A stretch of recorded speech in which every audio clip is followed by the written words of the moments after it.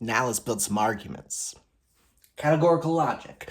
Categorical arguments are identified, these are argument forms, I should say. They're identified by mood and figure. Mood has to do with what kind of statements are involved here. The point is to have two sentences that together get you for free, right? That together imply, in this really like airtight way, you can derive this third statement from the other two, right? These two get you that. These two add up to, in a way, that. That's what we're looking for. And that's validity. Validity is all about the form. It's all about how these statements are related to that one. It's entirely about structure. All right, so AAA1 happens to be named Barbara. I won't explain why. Is made up of three A statements. Three A statements. Okay, we'll plot the A statements in just a second. When we're dealing with the form, our conclusion is always going to be identified with S and P. Each of these sentences has two terms, right?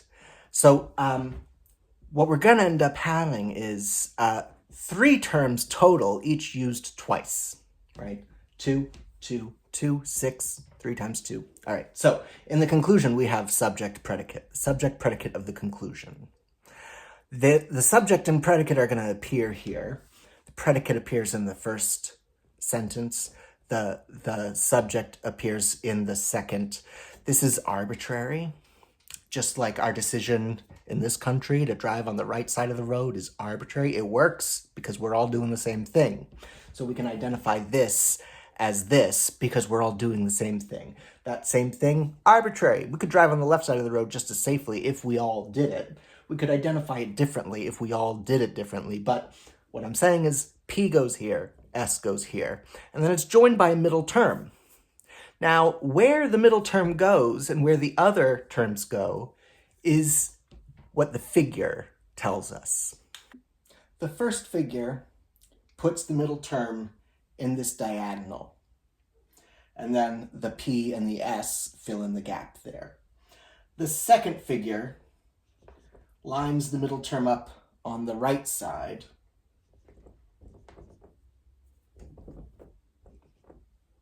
the third figure lines them up on the left side, and the fourth figure does it in the other diagonal. All right, and again, predicate of the conclusion goes in the first premise, subject of the conclusion goes in the second. So Barbara is going to look like this. First figure, we got M, P, and S, M. And since they're all A statements here,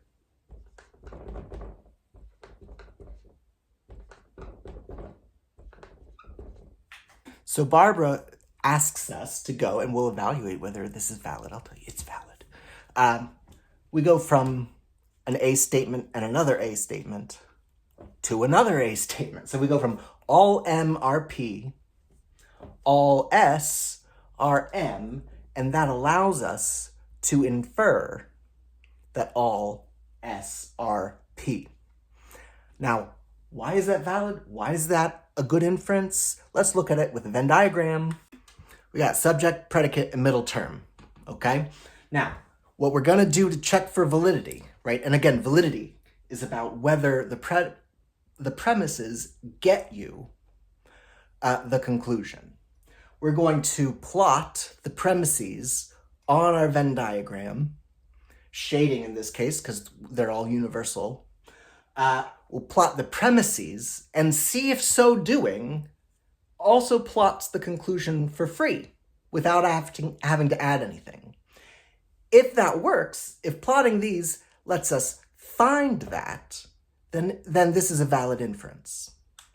The first premise says that all M are P. It says that there's nothing in the M circle that doesn't overlap with the P circle. So we shade out all the M circle that doesn't overlap, including this section that overlaps with S. These MS's aren't P. So if it's an M and it's not a P, there's nothing there. So that's that. Next, all the S's are M's. So nothing in the S circle that doesn't overlap with the M circle. M stands for middle term here, right? Subject, predicate, middle. Okay, so we find, we've plotted that all M's are P's, nothing goes here, that all S's are M's, so nothing goes here. Do we get for free? Did we find that all S's are P's? Well, look, anything in the S circle has to be right there. And right there is also P. So yeah, the M did its job, the middle term did its job of connecting S and P in this way so that these premises guarantee the truth of that, right? If these premises are true, we learn for free that that's true too. That's validity. Now, all M are P, is that true? Sometimes, and sometimes not. It depends on what M and P are, right? These are variables that you plug in any category. So the inference from these to that is solid. That's validity. If you plug in true premises, right, put in M's and P's and S's that make these premises true, they're going to make the conclusion true too, automatically. That's what validity gets you. Garbage in, garbage out. True, yeah. So if we plug in false things, we're not guaranteed the truth. We're not guaranteed anything about this conclusion. But if we plug in true things into the premises, the conclusion comes out true. That's what the validity is here. There we go. Let's do EIO3. Why not? I don't know if it's valid. It might be. It might be. Let's check it out. All right. So third figure. Got subject predicate down here in our conclusion. Third figure puts the middle term on the left. And so predicate in the first, subject in the second. Now we've got to fill in our universal and particulars here, right? No M, R, P. Some, the I statement says M, R, S. And then we conclude with an O statement. Some S are not P. All right.